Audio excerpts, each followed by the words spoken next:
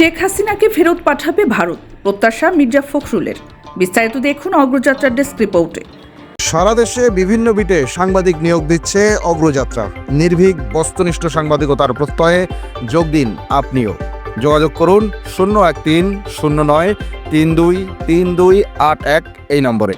Sheikh Hasina fascist প্রমাণিত হওয়ায় ভারত সরকার অবিলম্বে তাকে বাংলাদেশের কাছে ফেরত দেবে এবং তাকে বিচারের মুখোমুখি করা হবে, দলের এমন প্রত্যাশার কথা ব্যক্ত করলেন বিএনপি মহাসচিব মির্জা ফখরুল ইসলাম আলমগীর। বৃহস্পতিবার দুপুরে গুলশানে চেয়ারপারসনের কার্যালয়ে এক সংবাদ ব্রিফিংয়ে জাতিসংঘের মানবাধিকার বিষয়ক কমিশনারের দফতরের প্রকাশিত প্রতিবেদন নিয়ে সাংবাদিকদের প্রশ্নের জবাবে বিএনপি মহাসচিব এই প্রতিক্রিয়া ব্যক্ত করেন। তিনি বলেন, জাতিসংঘের যে পর্যবেক্ষণ কমিটি এসেছিল তাদের যে রিপোর্ট, সেই রিপোর্টের জন্য আমি তাদের ধন্যবাদ জানাতে চাই। তারা সঠিকভাবে বলেছেন যে একজন ব্যক্তি, বিশেষ করে ফ্যাসিস্ট হাসিনার নির্দেশেই সমস্ত হত্যাকাণ্ডগুলো ঘটেছে। যে গণহত্যা হয়েছে তার নির্দেশে হয়েছে এবং যত মানবাধিকার লঙ্ঘন যা কিছু হয়েছে সব তার নির্দেশে এখানে হয়েছে। গণতন্ত্রকে ধ্বংস করে দেওয়া, ইনস্টিটিউশনগুলোকে ধ্বংস করে দেওয়া, আজ সেটাই রিপোর্টে ফুটে এসেছে যে এসব তার নির্দেশে হয়েছে।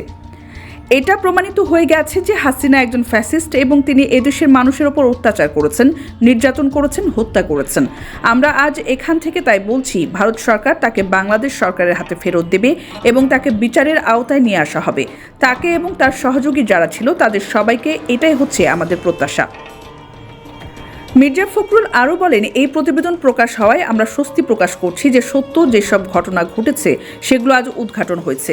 প্রবলেমটা হচ্ছে যে জাতিসংঘ যখন বলে তখন আমরা সেগুলো সবাই বিশ্বাস করি, যখন আমরা রাজনৈতিক দলগুলো বলি তখন অনেকে বিশ্বাস করতে চায় না।